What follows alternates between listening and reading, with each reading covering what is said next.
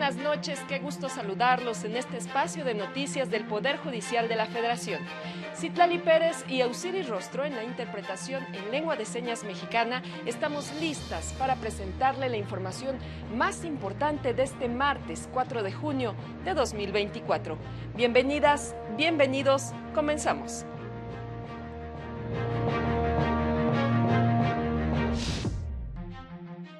Por afectar los intereses de las personas con discapacidad y por falta de consulta previa, la Corte invalidó disposición del Código Civil de Zacatecas. La primera sala revisará la constitucionalidad de reformas que regulan el mercado eléctrico mayorista. El Poder Judicial Federal se adhirió a la Red Panhispánica de Lenguaje Claro. Mujeres juzgadoras confían que el arribo de una mujer a la presidencia de la República relance la justicia de género. En su sesión de este martes, el Pleno de la Corte resolvió asuntos relacionados con los marcos normativos de Morelos y Zacatecas, que involucran a personas con discapacidad. El Pleno de la Corte declaró inválido el artículo 44 del Código Civil de Zacatecas sobre los ajustes razonables para hacer efectivas las decisiones de las personas en estado de interdicción y las demás condiciones de discapacidad establecidas en el propio código. Era obligatorio consultarle a este grupo social para así tomar en cuenta sus necesidades reales y su punto de vista sobre la forma en que se debe promover, proteger y garantizar el pleno ejercicio de sus derechos y libertades. Que la figura del estado de interdicción vulnera el derecho de la igualdad y no discriminación, el derecho de acceso a la justicia, así como el artículo 12 de la Convención sobre los Derechos de las Personas con Discapacidad. Entre los efectos de la resolución está que el Congreso de Zacatecas tendrá que legislar nuevamente sobre esa materia. Al resolver otra acción por mayoría de votos, el Pleno declaró válida la consulta previa a la emisión de la Ley para la Inclusión al Desarrollo de las Personas con Discapacidad en Morelos. De acuerdo con la mayoría de las ministras y ministros, se acreditó que hubo una consulta a las personas con discapacidad con los requisitos jurisprudenciales básicos. Se cumple con los requisitos jurisprudenciales que ha señalado esta Suprema Corte y también los grupos de trabajo encargados de la aplicación de la Convención. Previa, pública, abierta, regular. De las constancias presentadas en el expediente se desprende que hubo mesas, foros y consultas llevados a cabo por quien presentó la iniciativa, incluso foros preparatorios. Para el canal del Poder Judicial de la Federación, Mario López Peña. La primera sala de la Corte determinó que en casos donde se alegue que la muerte de una mujer fue violenta, el órgano jurisdiccional está obligado a considerar la interseccionalidad, lo que implica que debe tomar en cuenta los elementos de vulnerabilidad del caso, sin que estas intersecciones puedan ser argumentos para desaplicar los estándares en materia de derechos humanos y género. La interseccionalidad es la confluencia de múltiples factores de vulnerabilidad y riesgos de discriminación, elementos que afectan la experiencia de vida de ciertos grupos. Esta perspectiva permite un acercamiento más crítico a las experiencias de grupos históricamente invisibilizados y ayuda a eliminar los obstáculos para acceder a la justicia en un plano de equidad. Y en más temas, las salas de la Corte resolverán asuntos relacionados con el control de tabaco, impuestos sobre la renta, el ejercicio de la acción penal y la ley de la industria eléctrica. De la lista de asuntos que resolverían las salas de la Corte en su sesión de este miércoles destacan: de la primera sala, un amparo en revisión por el que se pronunciaría sobre la validez de las reformas de marzo de 2021 a la ley de la industria eléctrica, sobre el funcionamiento del mercado eléctrico mayorista y que cambiaron el orden para el despacho de energía eléctrica, eliminaron la obligación de celebrar subastas para adquirir energía y que ajustaron el régimen para otorgar certificados de energías limpias. Hay otro amparo en revisión por el que la sala determinaría la validez o invalidez del artículo 255 del Código Penal de Procedimientos Penales, que establece el no ejercicio de la acción penal.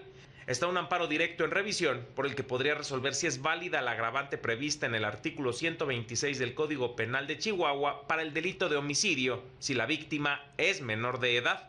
De la segunda sala está un amparo en revisión por el que determinaría si el artículo 27, fracción décima de la ley del impuesto sobre la renta vigente en 2022 se apega o no a la Constitución y si considera el derecho al mínimo vital.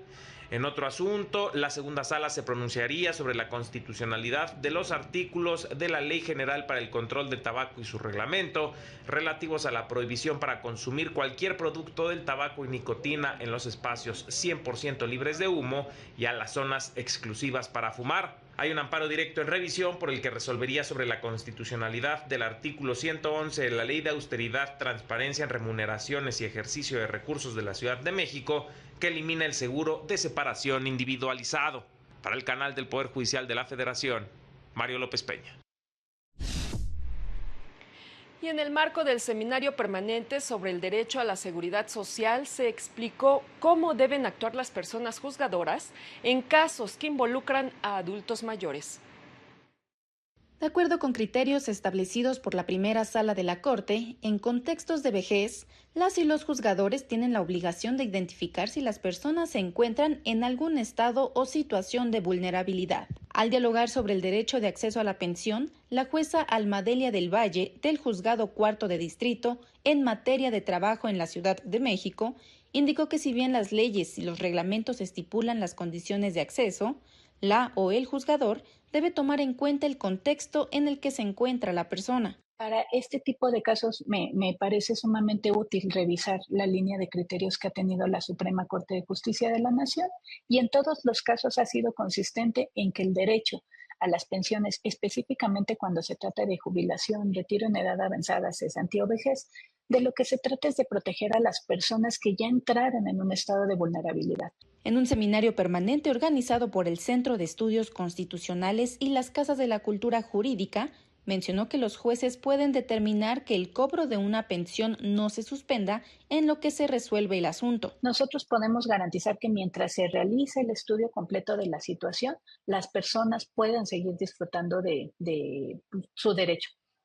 Y si eso fuera así, la suspensión lo que está generando es las condiciones para que las personas que ya están en un estado de vulnerabilidad por el contexto de vejez no encuentren desincentivos para acudir al juicio de amparo, ¿no? Agregó que cuando se cuestiona la suspensión del derecho, también debe considerarse el impacto económico de la determinación del juez frente a la responsabilidad del Estado de administración de las pensiones. Para el canal del Poder Judicial de la Federación, Laura Murillo.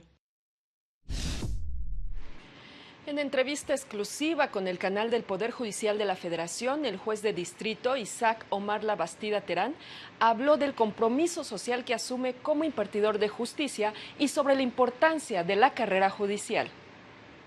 Me visualizo en un México que necesita justicia, que necesita a las mejores juzgadoras y juzgadores. Me congratula mucho compartir con este grupo de 46 jueces tomando protesta y viendo cómo quieren a su país y cómo están dispuestos a dar toda una vida por esa impartición, por esa labor profesionalizante de impartir justicia y ser parte de ello. La justicia es una labor profesionalizante que está apartada de la política. La judicatura no conlleva con la política porque exige precisamente eso, inhibirnos o abstenernos de cualquier cuestión que pudiera entrometerse en la independencia, en la imparcialidad o en la objetividad, porque solo así se puede buscar una resolución justa en la medida de que pues la gente está en espera de que el derecho aspire a tener una sociedad cada vez más igualitaria, ¿no? La labor profesionalizante exige una capacitación constante, exige parámetros objetivos para evaluar a las mejores personas. En otra información, con el fin de adoptar estándares de lenguaje comprensible y accesible en la redacción de sentencias, normas internas y documentos públicos, la Suprema Corte y el Consejo de la Judicatura Federal se adhirieron a la Red Panhispánica del Lenguaje Claro, consciente de que el lenguaje claro no se limita a lo jurídico, sino a toda forma de comunicación dirigida a la sociedad. El Poder Judicial asume los siguientes compromisos. Reconoce el derecho de todas las personas a compartir comprender, promoverá el lenguaje claro y accesible, contribuirá a la consolidación de la red y fomentará nuevas adhesiones, utilizará el lenguaje claro y accesible en documentos escritos y audiovisuales, mantendrá comunicación fluida e intercambiará información con los integrantes de la red, para lo cual designará a un delegado de lenguaje claro.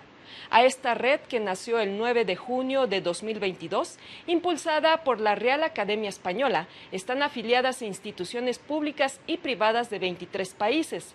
En el caso de México, pertenecen a la red la Escuela Judicial Electoral, el INAI, el ITAM, la Academia Mexicana de Lengua y el Ilustre y Nacional Colegio de Abogados. Momento de una pausa, no se vaya porque continuamos con más.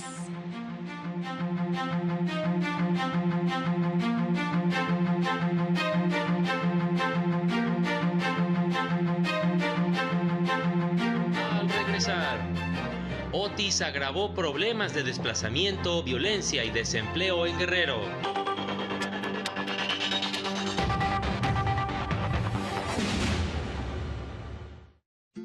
En colaboración con el Instituto Mexicano de Cinematografía, Justicia TV transmitirá del 5 al 10 de junio la muestra de cine en defensa del territorio y el agua 2024. 2 películas y 3 cortometrajes que abordan distintas problemáticas en materia de medio ambiente en México, solo por el canal del Poder Judicial de la Federación. Muestra de cine en defensa del territorio y el agua 2024, del 5 al 10 de junio. Consulte nuestra programación en justiciatv.mx.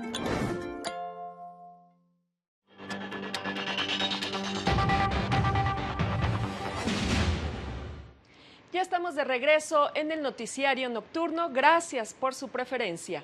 La Asociación Mexicana de Mujeres Juzgadoras manifestó que el hecho de que por primera vez México haya elegido a una mujer para ser presidenta de la República, en el caso de Claudia Sheinbaum, honra a las mujeres que las han precedido y las compromete a ampliar los derechos de las futuras generaciones. Añadió que confían en que como próxima titular del Poder Ejecutivo signifique un nuevo momento para la justicia de género, ya que se requiere un país con igualdad de oportunidades para todas las mujeres, en donde se respete su autonomía y dignidad. Además, confía en que su liderazgo las acompañe en la lucha a favor de los derechos de todas las mujeres y niñas. Expresó que las juzgadoras están convencidas de que la mayor representación de mujeres en los cargos más altos de gobierno es una de las medidas más eficaces para luchar contra la desigualdad y abrir el camino hacia la plena paridad, motivo por el cual le manifiestan su sororidad y señalaron que estarán atentas a los canales de diálogo que tengan por objeto mejorar el sistema jurídico que merecen todas y todos los mexicanos. Manifestaron su emoción por este hecho histórico y celebraron su elección constitucional, recordando que han pasado 61 años de que se reconoció el derecho de las mujeres a votar y ser votadas, pero al fin una mujer ha alcanzado el cargo de elección popular más importante de nuestro sistema democrático. Y una vez que se entró a la última etapa del actual proceso electoral, especialistas aseguraron que el nuevo Congreso está obligado a modificar la ley para combatir la desinformación y el discurso de odio. Sancionar y penalizar la difusión de información falsa es fundamental para preservar la integridad del proceso democrático y asegurar elecciones libres y justas, aseguraron expertos. Ello durante un seminario de reformas electorales y desinformación en el Instituto de Investigaciones Jurídicas de la UNAM. Una buena regulación legal sobre las facultades de la justicia electoral le permitiría su intervención para, por ejemplo, ordenar el retiro de contenidos de redes sociales y sancionar a los responsables de publicaciones que propagandicen la guerra o inciten la violencia o el odio. Indicaron que la desinformación puede distorsionar la percepción pública, influir indebidamente en el comportamiento de los votantes y debilitar la confianza en las instituciones democráticas. Las redes sociales han amplificado el alcance y la velocidad de las noticias falsas, convirtiéndose en una herramienta de manipulación y distorsión de la realidad. Las dinámicas de desinformación que ocurren en países de América Latina y de algunos países también del sureste asiático, son datos falsos que las propias fuentes gubernamentales colocan. Hay una cuestión ahí de los actores políticos colocando de manera deliberada datos. Para el canal del Poder Judicial de la Federación, Rosy García. Académicos aseguraron que con el cambio de gobierno se presenta una oportunidad invaluable para fortalecer el federalismo. El federalismo puede ayudar de manera decisiva a saldar las deudas históricas que se tiene con la población, desde mucho antes de habernos constituido como nación independiente, aseguró la directora del Instituto de Investigaciones Jurídicas de la UNAM, Mónica González Contrón, al participar en el Diálogo Nacional sobre Federalismo, homenaje al Acta Constitutiva de la Federación Mexicana de 1824. Dijo en este marco que el reciente proceso electoral deja enormes lecciones y desafíos. Aún quedan muchas deudas pendientes en nuestro país. La enorme desigualdad, la vigencia de los derechos humanos para todas las personas sigue siendo una agenda pendiente que debe resolverse desde el orden constitucional y desde las vías democráticas para nuestra nación. Por su parte, Diego Valadez, presidente del Instituto Iberoamericano de Derecho Constitucional, afirmó que ante momentos difíciles, de dudas, rumores y temores, el tema del federalismo toma mayor relevancia.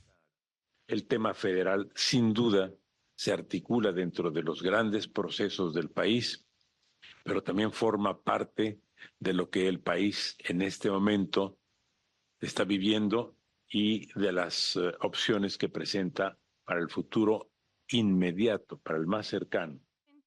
La directora general académica del Instituto Tecnológico y de Estudios Superiores de Occidente, Universidad Jesuita de Guadalajara, Catalina Morfín, pidió que de cara a las recientes elecciones, las próximas autoridades se conduzcan con civilidad, respeto y diálogo.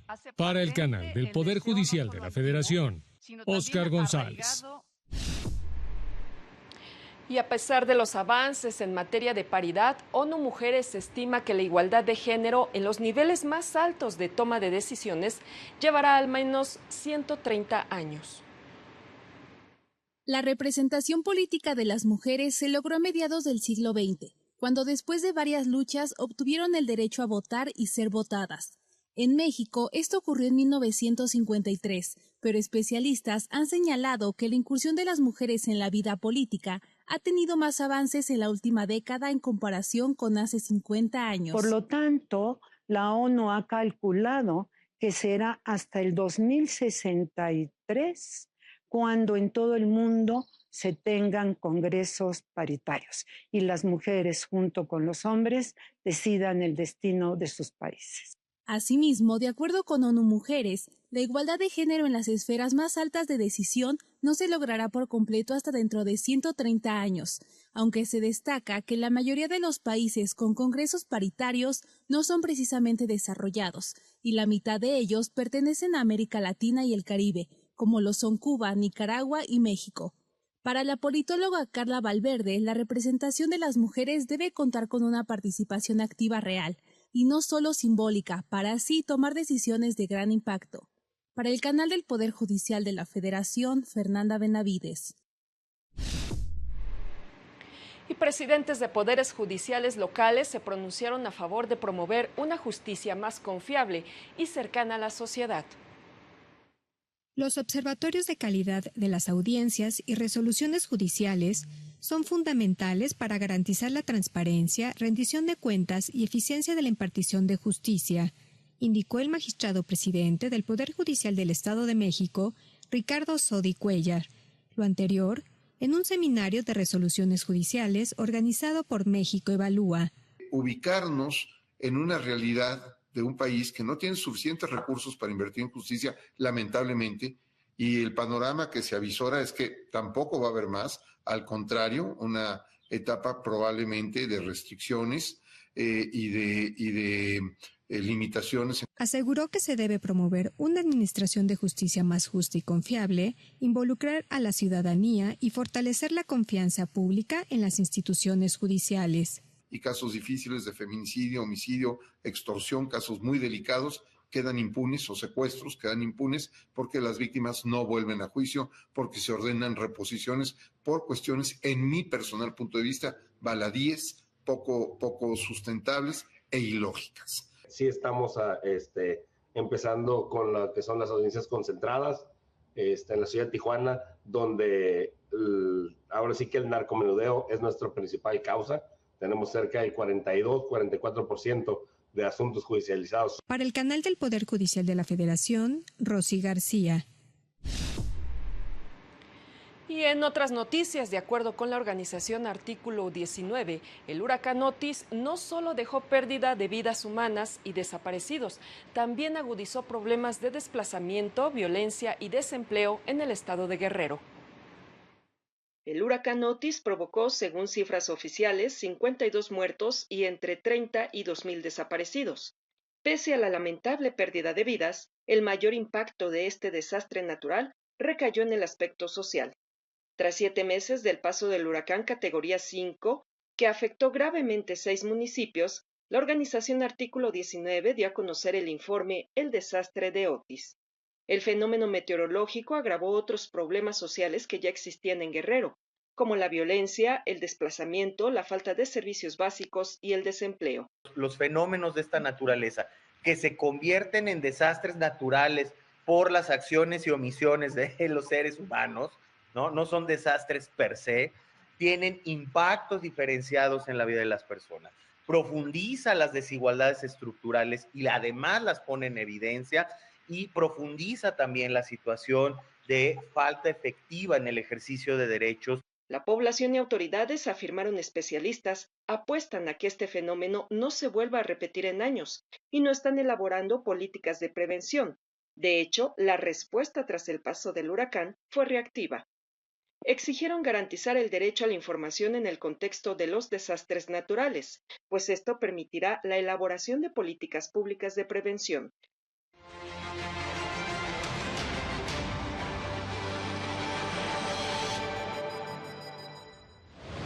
Un juez de Chihuahua declaró culpable a Belia N., encargada de un albergue para migrantes en Ciudad Juárez, del delito de trabajos forzados en perjuicio de 3 personas, a quienes amenazaba con interferir en su proceso legal migratorio si se negaban a realizar trabajos de albañilería. Madres de familia de Jalisco que viven violencia vicaria anunciaron que promoverán un amparo por la omisión del Congreso del Estado de aprobar la ley en la materia, luego de pasar más de 5 días en huelga de hambre a las afueras del Congreso. Un juez de control de Aguascalientes vinculó a proceso y dictó prisión preventiva justificada a Enrique G. por el delito de amenazas a una periodista digital derivado de las publicaciones que realizó en el ejercicio de su labor. México es el país con la menor regulación legal para proteger su biodiversidad, pese a que es la 6ª nación más biodiversa del mundo, mientras que Estados Unidos es el territorio con más leyes y disposiciones para preservar la fauna silvestre, de acuerdo con un estudio de World Animal Protection. Para el canal del Poder Judicial de la Federación, Jesús Daza. Y en noticias del mundo, el grupo islamista Hamas aseguró que no puede aceptar ningún acuerdo de tregua con Israel hasta que éste haga un compromiso claro de un alto al fuego permanente, que incluye el retiro total de sus tropas en la franja de Gaza. Lo anterior en momentos de que el ejército israelí inició una nueva incursión terrestre en el área central de Gaza en contra de milicianos de Hamas, con una operación de las fuerzas aéreas y terrestres, guiada por sus servicios de inteligencia. Por otra parte, Eslovenia reconoció al Estado palestino, luego de que esta propuesta fuera aprobada por el Parlamento, con lo que se convierte en el país número 144 en hacerlo.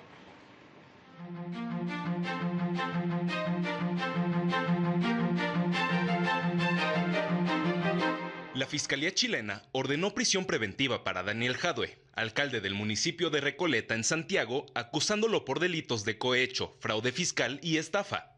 Supuestamente, Jadue cometió los delitos cuando presidió la Asociación Chilena de Farmacias Populares de 2020 a 2022. El acusado afirma ser inocente y que se trata de una persecución por parte del Ministerio Público. Como parte de la investigación en contra de Begoña Gómez, se le citó para presentar su declaración el próximo 5 de julio frente al Tribunal Superior de Justicia de Madrid. La esposa del presidente Pedro Sánchez es acusada por tráfico de influencias y corrupción. El ejército argentino inició la distribución de 5,000 toneladas de alimentos destinados para comedores populares en beneficio a personas vulnerables. Una orden judicial obligó al Ministerio de Capital Humano a repartir la comida que estaba almacenada y a punto de caducar. Este martes el presidente Joe Biden firmó una orden que cerrará la frontera y limitará el asilo una vez que se excedan los cruces y detenciones diarias. La medida migratoria, catalogada como una de las más rigurosas, entrará en vigor a partir de este miércoles. Para el canal del Poder Judicial de la Federación, Iván Montoya. La Secretaría de Relaciones Exteriores informó que el méxico-británico Manuel Guerrero Aviña fue sentenciado por un tribunal de Qatar a 6 meses de prisión y a pagar una multa equivalente a 47,000 pesos por cargos relacionados con posesión de drogas tras ser detenido en una redada contra personas de la diversidad sexual. La dependencia señaló que no tendrá que cumplir el tiempo en prisión y una vez que cubra el pago de la multa podrá salir del país, lo cual se espera ocurra en breve.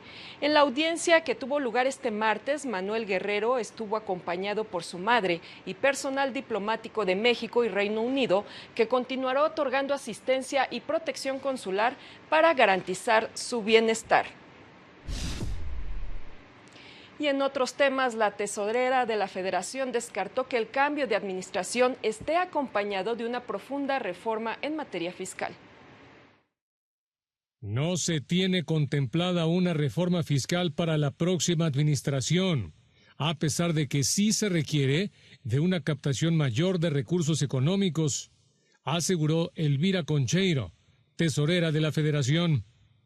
En el tercer foro Diagnóstico del Crecimiento para América Latina y Perspectivas del Desarrollo en México, organizado por el Colegio de la Frontera Norte, abundó que una reforma fiscal requiere de una fuerza política, no solamente un decretazo, sobre todo, dijo, cuando se trata de afectar a quienes tienen el control del poder económico. No es la política de este gobierno y no se anuncia, y menos ahora con el anuncio de que habrá continuidad en el secretario de Hacienda, no se anuncia una política distinta. Es decir, sí estamos en un gobierno que quiere una mayor recaudación fiscal, hay muchas formas. Por el contrario, la tesorera de la Federación informó que el combate a la corrupción, la lucha contra la evasión fiscal y un sistema más eficaz de recaudación ha dado un aumento del 12% en los recursos. En el evento, José Antonio Campo, de la Universidad de Columbia, advirtió sin embargo que América Latina enfrenta graves problemas, entre ellos los nuevos modelos de desarrollo, bajo crecimiento económico, estancamiento de la productividad, baja recaudación fiscal, exclusión social y efectos del cambio climático. Para el canal del Poder Judicial de la Federación, Óscar González.